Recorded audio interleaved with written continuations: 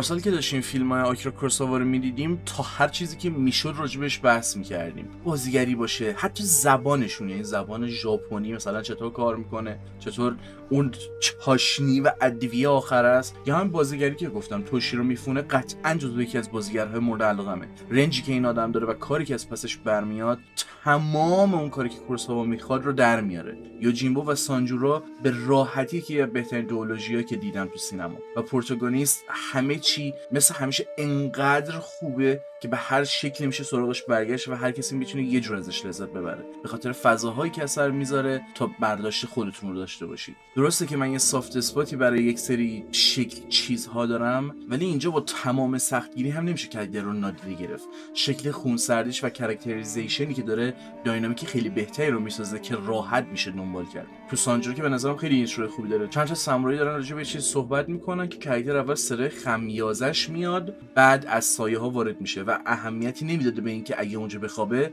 ممکنه خطری تهدیدش بکنه. دقت داره و تیزه و این موجب میشه سریع بفهمه چه خبره و موقعیت رو کنترل کنه و در لحظه چیزها رو به نفع خودش در بیاره. کاراکتری که شاید در لحظه نقشه و جوابی داشته باشه همیشه، اما همشون مشخصا پرفکت پیش نمیرن. همون اول یوجینبو هم که شاخه درختی رو میندازه و به نظر بی هدف و بی مسیر میاد، ولی استانداردهای خودش رو داره و به قدرتی بالاتر از خودش تعظیم نمیکنه.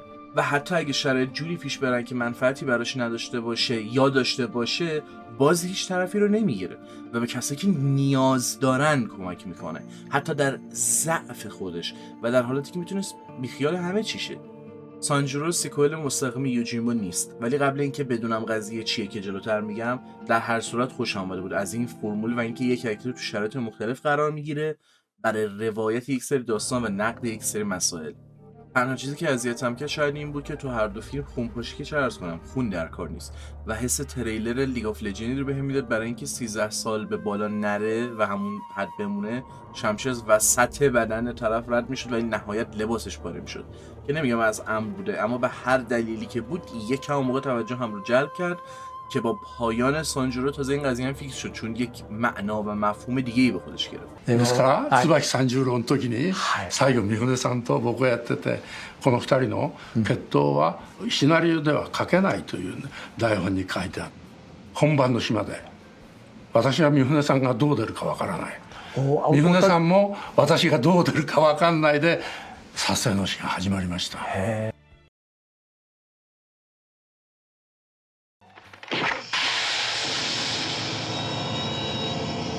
و تنها چیزی که نفهمیدم از یوجینبو حداقل تا الان چون سرچ کردم بخش اکوسیستم و مارکت قضیه است که خب باید بیشتر نسبت به ژاپن و اکس چیزا ریسرچ داشته باشم و قطعاً بازه زمانی که فیلم اومده و اون چیز عمیقش رو هم در نظر بگیرم که چی رو داره نقد میکنه. نقدی به دولت میتونه باشه به خاطر اون شکل باز زمانی که اومده و چیزای این شکلی.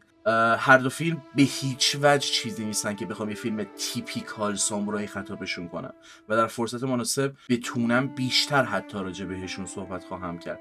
حتی همین شکل دسترس پذیر بودنش که سرگرم کننده است، کمدی داره و لذت بخشه، در کنار همه اینا انقدر با ظرافت یک سری چیزا روایت میکنه که خودش جای تحلیل داره. فیلم‌های کوروساوا تقریبا هیچ کدوم نیستش که مهم یا تاثیرگذار نباشه و حالا نمیخوام یکی یکی اشاره کنم رو چی تاثیرگذار بوده و چه مسیری طی شده تا به یک سری فیلم‌ها برسیم. این شکل ویدیوهای تاریخ و پاسکاری‌ها و میراث قضیه، یا اینکه کدوم فیلم ریمیک بوده تو دادگاه مونده تا مدت‌ها، یا حتی نه اصلا خود مشکلاتی که کوروساوا داشته تو پروداکشن یا با اون پابلیشرها واقعا بمونه بعدن. ولی همون موقع تا الان هم چیزی که میخوام بگم اینه که فیلم های میان که کپی به کپی ان ولی جادوی این اثر رو نمیتونن تکرار کنن. با اینکه مجموع این دوتا فیلم بلوپرینت برای پروتاگونیست و فیلم خوب و ثابت کرده که میتونه اون بلوپرینت باشه، بازم هر کسی نمیتونه اون نبوغ رو داشته باشه و همین داستان رو باشه روایت کنه. فیلم یک سری آرکاتایپ مشخص داره که ممکنه یک عده محدود که تو 2024 میبینن براشون تکراری باشه، ولی اون پکیج کلی و تک تک المان ها که کنار هم قرار میگیرن باعث میشه من به جای فیلم های جدید با همین شکل روایت بخوام سراغ این دوتا برم. طبق معمول ظرافت همه جا هست، کامپوزیشن، ادیت، استفاده از موزیک و شکلی که تا الان من دیدم کوروساوا ویژنش رو به تصویر میکشه، کارش واقعا مثل یک نقاشی میمونه که به محض نگاه کردن بهش سطح از شوک چشماتون رو وا میکنه و تو مغزتون حک میشه و مهم نیست تو چه سنی میبینید، انگار یک بار دیگه موتور مغز و قلبتون رو روشن و شعله ور میکنه که میتونید به طرز عجیبی انگار هر ضربه نقاش و اون قلم رو حس کنید. شما فقط نتیجه رو نمیبینید، کار انقدر زیباست که هر براشی که استفاده شده حس میشه. کار یک استاد که ماهرانه شکلی کارش رو انجام میده که هیچ کدوم از آثاری که داره تکراری نباشه و باعث بشه هر بار یک جور نگاهشون کنیم و لذت ببریم. خیلی چیز زیادی هستش که حالا بخوام روشون دست بذارم، ولی برای مثال حرکت دوربین تو یوجینبو خودش کلی جای توجه داره. شما میبینید همه به جز کاراکتر اصلی نقش ثابتی ندارن و تکلیفشون مشخص نیست. فقط کاراکتر اصلی تو دوربین یک جا ثابت نشسته، بالاتر از بقیه، با سلف کنترلی که داره، بدون حرکت به بقیه که دائما تو فریم جابجا میشن میخنده. حتی شکلی که دوربین حرکت میکنه نشون میده شما یه مخاطب هم نقش ثابتی ندارید و مثل همون مردم روستا میمونید و تنها کسی که ثابته، حرکت نداره، اینقدر جابجا نمیشه، کاراکتر اصلیه. حتی وقتی دوربین ازش فاصله میگیره و دور میشه، بازم مین فوکس کاراکتر سانجیروه. اثری که همونطور که انتظار میره المنتاله و شمشیر، تفنگ، همه چی برای تو داره داستان میگه. طبیعت هم نقش خودش رو داره در داستان و کاراکتر هم حتی بعضا اسمشون رو از همون رو برمیداره. کوروساوا تا شکل حرکت بازیگرها رو در نظر گرفته و بهشون گفته چه نقشی رو ایفا میکنن. کاراکتر اصلی حالت گرگونه داره و یک شکل راه رفتن به یاد موندنی و حریفش که متاسفانه الان اسمش یادم نیست تو فیلم یوجینبو حالت مارگونه. راجع به این مسئله خیلی صحبت کردم ولی اینجا به خصوص باز تکرار میکنم، این فیلم بلد تنش و اهمیت یک چیز رو تا ته بالا ببره. فایت‌ها تو جو فیلم شاید به زور به 4 دقیقه برسن، ولی کاراکتر و داستانی که باش همراه شدیم اهمیت هر قدم آرومی که در این شهر طوفانی که داره ما برمیداره میسازه و نفس حبس میشه تا نتیجه رو ببینیم. یک نتیجه پر اهمیت و فراموش نشدنی که به واسطه اون مسیر ساخته شده. چرا فکر میکنید کلایمکس یوجینبو و سانجیرو انقدر به یاد موندنیه؟ برام با منظور چیزی که میخوام بگم، ولی کوروساوا انقدر نقش طبیعت به همه چی رو تو اثرهاش قرار داده که حالا طبیعت هم بهش کمک میکنه و احترام میذاره. تو پایان سانجیرو اتفاقی که نباید میافتاده یهو تبدیل به یک هپی اکسیدنت میشه و حتی بیشتر معنی میده به قضیه و کوروساوا هم از این فرصت استفاده میکنه که به شدت یک لحظه به یاد موندنی و جذاب رو تو سینما میسازه. 線がこうあってそこから血が出んだろうなとこう切られると、そしたらですね「よーいスターだ」あの前がね約、30秒ぐらいの間が睨み合いがあるんで、でスタートと言われた時に僕は上向いてあげる、向こうはこっちへ抜いてこう入る。それが一瞬彼のが早かったですね。一瞬のうちに目の前が真っ赤になって血がベーッときて、じゃあ本当に見てる人たちは本当に切ったんじゃないかと思ってびっくりしたらしいですけど、一発でお消しになりました。 و جالبه، یعنی هر دو فیلم اونقدر خونپاشی ندارن ولی حالا با این خطای یهویی موجب شده الان تو سینما به یک سری خونپاشی ها هم بگیم آکیرا کوروساوایی دیگه بالاخره.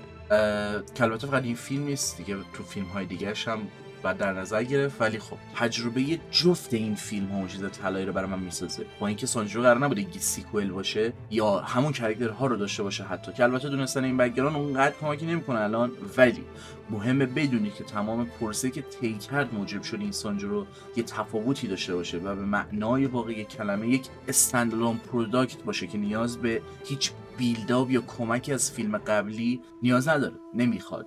حالا بخش تکنیکال و پروداکشن قضیه که چی شد، اسکریپت عوض شد، از چه رمانی الهام گرفته و این حرفا بمونه، ولی چون دارم راجع به 2 فیلم با همچین بک‌گراندی صحبت میکنم، نه تنها ویدیو طولانی شده که امیدوارم نشده باشه، بلکه حس میکنم یکم به هم ریخته و اونطور که باید دینم رو در حقشون ادا نکردم که امیدوارم اینطور نباشه. کل داستان با همین 2 میشه گفت. دوست داشتم بیشتر راجع به هیدو اوگونی و روزو شیما صحبت کنم، یا حداقل یادم میموند میدیدم که چرا بعضی میگفتن سانجرو با اودیسئوس کانکشن داره که خب نکردم بعضی جاها این ریسرچ رو متاسفانه درگیر چیز دیگه شدم یا نسبت به چیزای دیگه مطالعه میکردم و میخوندم، ولی اشاره میکنم شما دوست داشتید بکنید و منم سراغ این چیزا خواهم رفت. دوست دارم بشینید به خصوص کرکتر سانجرو رو تو هر دوتا فیلم استادی کنید. یکی از کرکتر محبوب من که هست قطعاً 人の親父分かってるよこれがねえんだろ